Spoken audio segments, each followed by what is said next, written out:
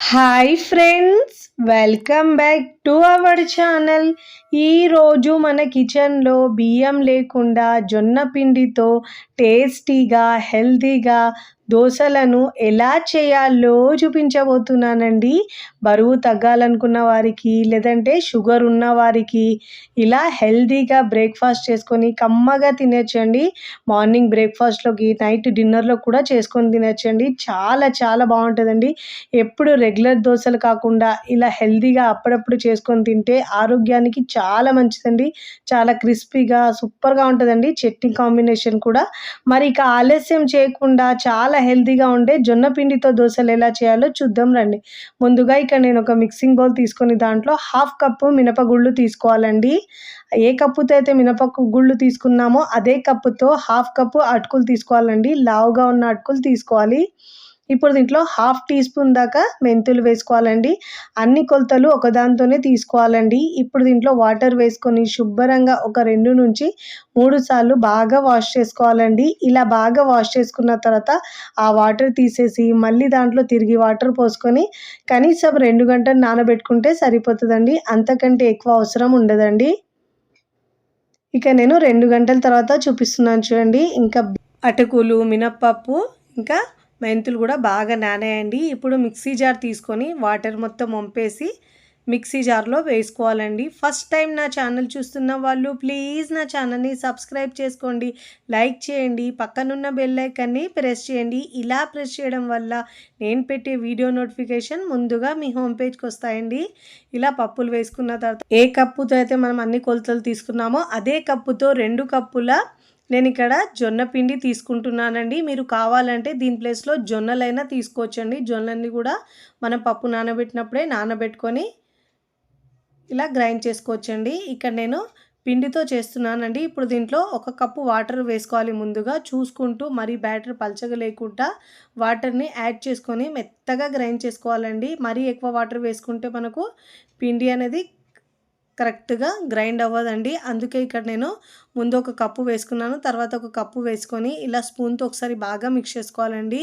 ఇప్పుడు ఇలా బాగా మిక్స్ చేసుకొని వీలైనంత వరకు మెత్తగా గ్రైండ్ చేసుకోవాలండి. ఇక్కడ నేను మెత్తగా గ్రైండ్ చేసుకున్న తర్వాత ఒక గిన్నెలో వేసుకోవాలండి. చూడండి, వీడియోలో చూపించిన విధంగా ఈ కన్సిస్టెన్సీలో బ్యాటర్ ఉండాలండి. చూడండి ఇలా. ఇప్పుడు ఒకసారి ఒక 2-3 నిమిషాల పాటు ఇలా బాగా బీట్ చేసినట్టు మిక్స్ చేసుకోవాలండి. ఇన్స్టెంట్గా అప్పటికప్పుడు చేసుకోవాలంటే దీంట్లో వంట సోడా వేసుకొని మనం దోశలు అప్పటికప్పుడు వేసుకోవచ్చండి. నేనైతే ఇక్కడ ఫర్మెంట్ చేసి చూపిస్తున్నానండి. ఇలా అయినా చేసుకోవచ్చు, మీరు ఇలా అయినా పిండికి చేసుకోవచ్చండి. ఇక్కడ నేను ఒక కనీసం 6-8 గంటల పాటు పిండిని పులియడానికి పెట్టుకోవాలండి. ఇప్పుడు చట్నీ రెడీ చేసుకుందామండి. మిక్సీ జార్ తీసుకొని ముందుగా వేయించిన 1 కప్పు పల్లీలను వేసుకోవాలండి. అదే కప్పుతో పావు కప్పు ఇక్కడ నేను బాగా వేయించుకున్న లో ఫ్లేమ్లో ఉంచుకొని ఇలా కరివేపాకును వేయించుకోవాలండి. క్రిస్పీగా వేగుతుంది. ఇలా వేయించిన కరివేపాకును కూడా వేసుకున్నానండి. ఆయిల్ లేకుండా వేయించుకోవాలండి. ఇక్కడ నేను ఒక పావు టీ స్పూన్ ఆయిల్లో పచ్చిమిరపకాయలు వేయించుకొని వేసుకున్నానండి. మీ రుచిని బట్టి యాడ్ చేసుకోండి. ఇప్పుడు దీంట్లో ఒక పావు కప్పు దాకా వాటర్ యాడ్ చేసుకొని మెత్తగా కాకుండా మరి బరకగా గ్రైండ్ చేసుకోవాలండి. హోటల్ స్టైల్ చట్నీ లాగా మనం ఇక్కడ బరకగా గ్రైండ్ చేస్తున్నానండి. ఫ్లేవర్ ఇంకా టేస్ట్ చాలా బాగుంటుందండి. ఈ చట్నీ అయితే మనకు ఇడ్లీలో, దోశల్లో, వడలో దేని కూడా చాలా బాగుంటుందండి. అదే మిక్సీ జార్ కడిగి ఒక పావు కప్పు వాటర్ యాడ్ చేసుకోవాలండి. మరి పల్చగా కాకుండా మీడియంగా వాటర్ని యాడ్ చేసుకొని ఇప్పుడు దీంట్లో రుచికి సరిపోయినంత ఉప్పు వేసుకోవాలండి. ఉప్పు వేసుకున్న తర్వాత ఇలా బాగా మిక్స్ చేసుకొని పోపు పెట్టుకోవాలండి. చట్నీకి అయితే 1 టీ స్పూన్ ఆయిల్ వేసుకొని ఆవాలు, జీలకర్ర, ఇప్పుడు కాస్త కరివేపాకు వేసుకొని పావు టీ స్పూన్ దాకా పసుపు వేసుకొని ఇలా వేసుకున్న చట్నీ అయితే చాలా టేస్టీగా ఉంటుందండి.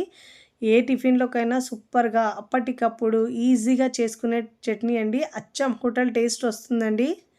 మీరు కావాలంటే గట్టి చట్నీలా కూడా చేసుకోవచ్చు దీన్ని. ఇక్కడ చూడండి, నేను ఓవర్ నైట్ తర్వాత పిండి చూపిస్తున్నాను. పిండి ఎంత బాగా పులిసిందో. మీరు కావాలంటే ఇన్స్టెంట్ దోశనైనా వేసుకోవచ్చండి.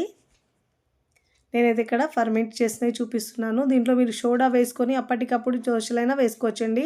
అలాంటి నేను ఇన్స్టెంట్గా చేసిన జొన్న పిండితో కూడా దోశలు మన ఛానల్లో ఉన్నాయండి. కావాలంటే మీరు వెళ్ళి చెక్ చేయొచ్చండి. రుచికి సరిపోయినంత ఉప్పు వేసుకోవాలండి. ఉప్పు వేసుకొని కన్సిస్టెన్సీ ఇలా ఉండాలండి. ఇప్పుడు ఇలా బాగా మిక్స్ చేసుకున్న తర్వాత స్టవ్ మీద పెనం పెట్టుకొని పెనంని బాగా వేడి చేసుకున్న తర్వాత వాటర్ చిలకరించి టిష్యూ పేపర్ లేదంటే క్లాత్తో తుడుచుకోవాలండి. ఇప్పుడు మంటను లోలో ఉంచి దోశను వేసుకోవాలండి.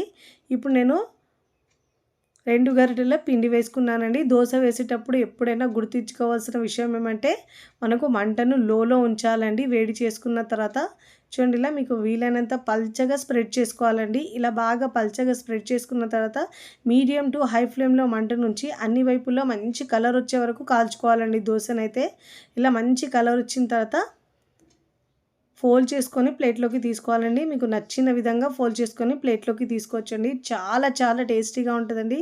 చాలా హెల్దీ రెసిపీ అండి. జొన్న పిండితో చేసినాం కానీ రుచి చాలా బాగుంటుందండి. ఎలాంటి బియ్యం లేకుండా మనం ఇలా హెల్దీగా దోశలు చేసుకొని వారంలో ఒక్కసారైనా తిన్నా కానీ ఆరోగ్యానికి చాలా మంచిదండి. ఇప్పుడు ప్లేట్లోకి తీసుకోవాలండి. ఇదే విధంగా మిగతా పిండితో 1 by 1 దోశలు వేసుకోవాలండి. జొన్న పిండితో మనకు చపాతీలు వేయడం కష్టం అనుకున్న వాళ్ళకైతే ఇలా దోశలు వేసుకొని చక్కగా తినేయచ్చండి. చాలా టేస్టీగా ఉంటాయి. ఇలా మళ్ళీ దోశ వేసుకున్న తర్వాత ఆయిల్ 1/2 టీ స్పూన్ దాకా వేసుకొని అన్ని వైపులా మంచి గోల్డెన్ కలర్ వచ్చిన తర్వాత ఇలా ఫోల్డ్ చేసుకొని ప్లేట్లోకి సర్వ్ చేసుకోవాలండి. చూస్తుంటేనే తినేయాలనిపిస్తుందండి. అంత హెల్దీ బ్రేక్ఫాస్ట్ అండి. ఎప్పుడెప్పుడు తినాలనిపిస్తాయి. అంత క్రిస్పీగా చాలా టేస్టీగా ఉంటాయండి. ఈ చట్నీ కాంబినేషన్తో రుచి అయితే చాలా చాలా బాగుంటుందండి. ఎప్పుడు చేసుకునే దోశలు కాకుండా అప్పుడప్పుడు ఇలా హెల్దీగా బ్రేక్ఫాస్ట్ చేసుకోండి. చాలా ఈజీగా టేస్టీగా హెల్దీగా చేసుకునే ఈ బ్రేక్ఫాస్ట్ మీకు నచ్చితే తప్పకుండా ట్రై చేయండి. ట్రై చేసి ఎలా కుదిరిందో కామెంట్ ద్వారా తెలియచేయండి. ఇక్కడ మీకు చూపిస్తాను చూడండి ఎంత క్రిస్పీగా వచ్చిందో. బియ్యం లేకపోయినా కూడా చాలా బాగా వస్తాయండి దోశలు అయితే.